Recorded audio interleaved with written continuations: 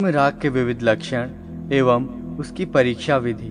सूत जी ने कहा, भगवान भास्कर जब महामहिम दैत्यराज बलासुर के उस श्रेष्ठ रत्न बीज रूप शरीर के रक्त को लेकर स्वच्छ नीले आकाश मार्ग से देवलोक को जा रहे थे, उसी समय निरंतर देवों पर विजय प्राप्त करने से अहंकार में भरे हुए लंकाधिपति रावण ने आकर बलात् उनको शत्रु के समान आधे मार्ग में ही रोक लिया।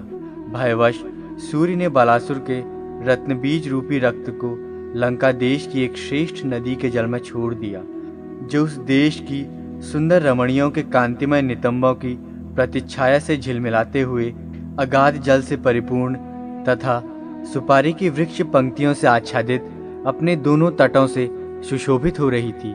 गंगा के समान पवित्र एवं उत्तम फलों को प्रदान करने में सक्षम उस नदी का नाम रावण गंगा प्रसिद्ध हो गया।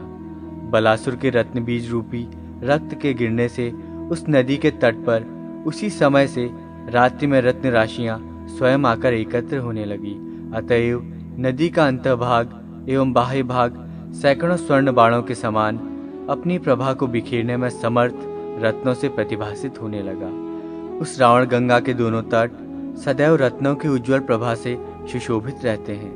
उसके जल में उत्पन्न पद्मराग नामक रत्न सौगंधिक, कुरुविंदज रत्न विशेष तथा स्फटिक रत्नों के प्रधान गुणों को धारण करते हैं। उनका स्वरूप बंदूक पुष्प, गुंजाफल, वीर बटुही कीट तथा जवा कुसुम और अष्टक कुमकुम के वर्णों की कांतियों में सुशोभित रहता है। कुछ पद्मराग दाडिम बीज की आभा से संपन्न तथा कुछ किंशुक पलाश पुष्प के समान रक्तवर्ण की कांति से युक्त रहते हैं। सिंदूर, रक्त कमल, नीलोत्पल, कुमकुम और लाक्षारस के समान रंग वाले भी पद्मराग होते हैं। गहरा वर्ण होने पर भी उन पद्मराग रत्नों में स्फुरित शोभा संपन्न कांतियां सुंदर आभा को फैलाती रहती हैं। स्फटिक से उद्भूत पद्मराग सूर्य की किरणों से संपृक्त होकर अपनी रश्मियों के द्वारा दूर रहते हुए भी पार्श्व भोगों को अनुरंजित करते हैं। कुछ रत्न कुसुम्भ वर्ण एवं नीलवर्ण की मिश्रित आभा से संपन्न रहते हैं, तो कुछ रत्नों का वर्ण नए विकसित कमल के सदृश शोभा को धारण करता है। कुछ रत्न भल्लंतक तथा कंटकारी पुष्प के समान कांति प्राप्त करने वाले हैं और कुछ रत्न हिंगुल अर्थात हींग वृक्ष के पुष्पों की शोभा से सुशोभित रहते हैं। कतिपय रत्नों का वर्ण चकोर, पुंसकोकिल तथा सारस पक्षियों के नेत्रों के समान होता है। कुछ रत्न कुमुद पुष्प के सदृश होते हैं। प्रायः गुण प्रभाव, शारीरिक काठिन्य एवं गुरुत्व में स्फटिक उपदूत पद्मराग मणियां समान होती हैं। सौगंधिक मणियों से प्रादुर्भूत पद्मराग मणि का वर्ण नीले और लाल कमल के समान होता है। कुरुविंदक से उत्पन्न पद्मराग मणियों में वैसी आभा नहीं होती है जैसी आभा स्फटिक से उपदूत पद्मराग मणियों में रहती है। अधिकांश मणियों में प्रभा अंतर्निहित होती है, फिर भी वे अपनी समस्त पूंजीभूत रश्मि प्रभाव से लोगों पर अपना अत्यधिक प्रभाव डालती हैं। उस रावण गंगा में जो भी कुरुविंदक रत्न पाए जाते हैं वे सभी सघन रक्ताभ वर्ण तथा स्फटिक प्रभा वाले होते हैं। उन रत्नों की वर्ण समानता को प्राप्त करने वाले अन्य रत्न आंध्रादिक किसी दूसरे देश में दुर्लभ हैं। उन स्थानों में जो भी कुरुविंदक रत्न प्राप्त होते हैं उनका मूल्य इस रावण गंगा नदी से प्राप्त रत्नों की अपेक्षा बहुत ही कम होता है। उसी प्रकार यहाँ पर उत्पन्न स्फटिक मणियों से प्रादुर्भूत पद्मराग की समानता में तुम्बुरु देश से प्राप्त होने वाली मणियों का भी मूल्य कम ही माना गया है। वर्णाधिक्य, गुरुता, स्निग्धता, समता, निर्मलता, पारदर्शिता, तेजस्विता एवं महत्ता श्रेष्ठ मणियों का गुण है। जिन मणियों में करकराहट, छिद्र, मल, प्रभाहीनता, परशता तथा वर्ण विहीनता होती है वे सभी जातीय गुणों के रहने पर प्रशस्त नहीं मानी जाती।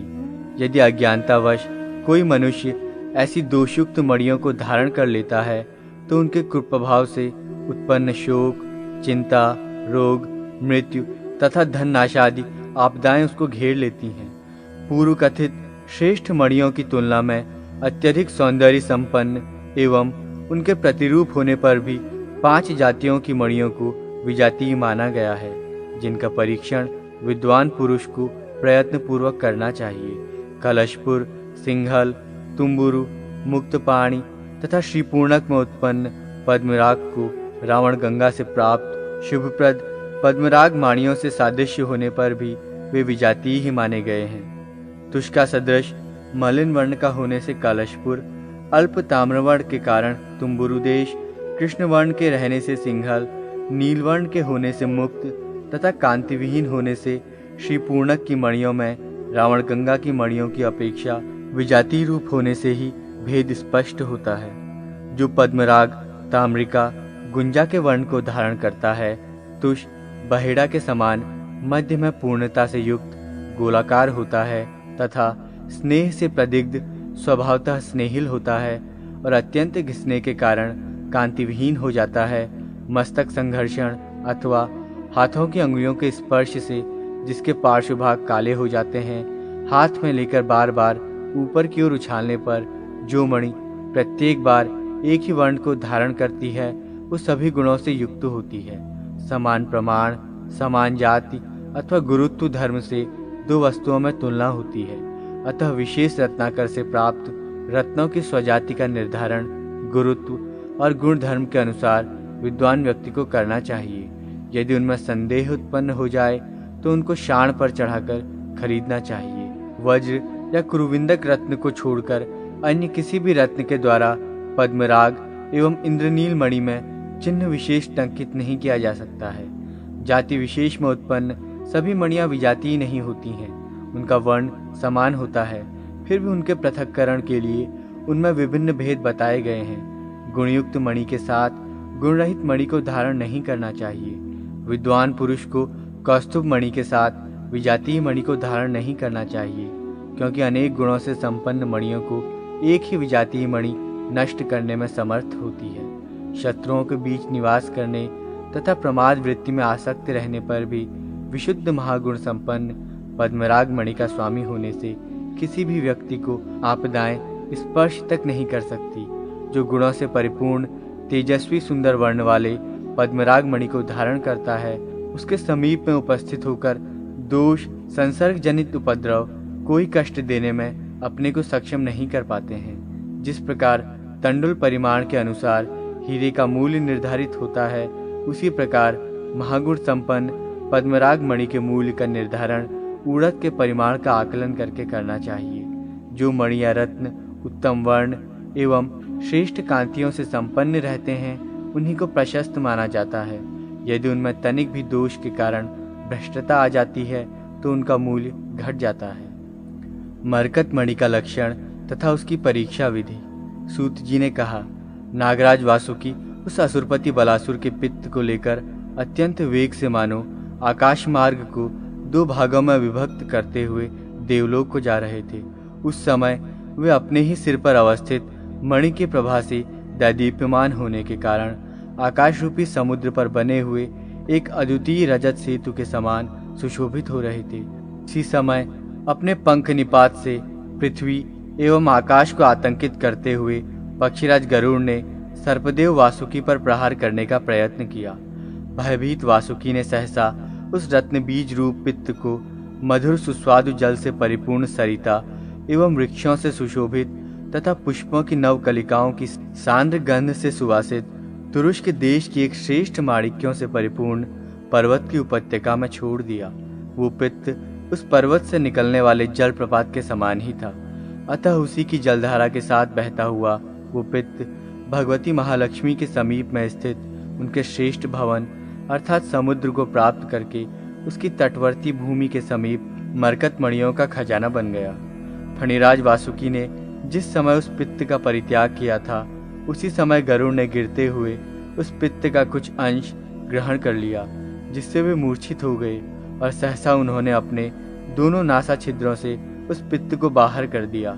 उस स्थान पर प्राप्त होने वाली मरकत मणियां कोमल शुक पक्षी के कंठ, शिरीष पुष्प, खद्योत के पृष्ठ प्रदेश, हरित तृणक्षेत्र, शैवाल, कलहार पुष्प, श्वेत कमल, नई निकली हुई घास, सर्प भक्षिणी मयूरी तथा हरित पत्र की कांति से सुशोभित होकर लोगों को कल्याण देने वाली होती हैं। वहां पर नागभक्षी गरुड़ के द्वारा पान किया गया जो दैत्याधिपति बलासुर का पित्त गिरा था, वो स्थान मरकत मणियों का आकर अर्थात खजाना बन गया। वो देश सामान्य जनों के लिए दुर्लभ और गुणयुक्त हो गया।